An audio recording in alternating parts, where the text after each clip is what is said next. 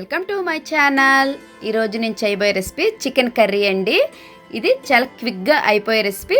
Restaurant స్టైల్లో చేయబోతున్నాను. ఇప్పుడు దాని ప్రాసెస్ చూద్దామా. ఒక కడాయి తీసుకొని 2 టేబుల్ స్పూన్ ఆయిల్ వేసుకోండి. మన ఇంట్లో ఉండే మసాలా దినుసులు ఉంటాయి కదండి, అందులో ఒక్కొక్కటి తీసుకొని అన్నీ కలిపి కడాయిలో వేసి ఫ్రై చేసుకోండి. తర్వాత మనం ముందుగా సన్నగా తరిగిన ఆనియన్స్ ముక్కలు కూడా వేసి లైట్గా ఫ్రై చేయండి.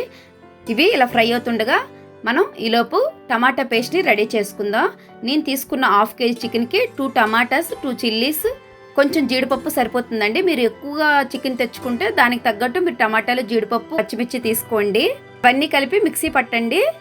కొంచెం ఫ్రై చేసుకున్న తర్వాత టమాటా పేస్ట్ నుంచి మనకు ఆయిల్ అనేది పైకి తేలుతుంటుందండి. ఆ టైంలో మనం ముందుగా కడాయి పెట్టుకున్న చికెన్ వేసి కొంచెం ఫ్రై చేయాలి. తర్వాత అల్లం వెల్లుల్లి పేస్ట్ వేసి ఇంకొంచెం ఫ్రై చేయాలండి. బాగా ఫ్రై అయిన తర్వాత కారం, గరం మసాలా, జీరా పౌడర్, ధనియాల పౌడర్, టేస్ట్కి తగినంత సాల్ట్, పసుపు వేసుకొని చికెన్ మసాలా కూడా వేసుకోండి. వేసుకున్న తర్వాత బాగా కలపండి. దాంట్లో కొంచెం వాటర్ వేసి హై ఫ్లేమ్ మీద కుక్ చేసుకోండి. ఇంకా అయిపోద్ది అనే టైంలో టేస్ట్కి అన్నీ సరిపోయో లేదో చెక్ చేసుకొని కొంచెం కసూరి మెంతు మన ఇంటికాడ ఉంటే కొత్తిమీర కూడా వేసి ఇంకాస్త కలపండి. అయిపోయినట్టేనండి. వేడివేడి చికెన్ కర్రీ చాలా టేస్టీగా ఉంటుంది. వేడివేడిగా ఉండేటప్పుడే మనం సర్వ్ చేసుకొని తినేయాలి. అప్పుడే మనకు ఆ టేస్ట్ అనేది తెలుస్తుంటుంది.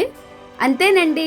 నేను చేసిన రెసిపీ మీకు నచ్చినట్టయితే లైక్ చేయండి, షేర్ చేయండి, సబ్స్క్రైబ్ చేయండి. లేదా ఇంకే స్టైల్లో అయినా ట్రై చేస్తే బాగుంటుంది అనేది నాకు కామెంట్ బాక్స్లో కామెంట్ చేయండి.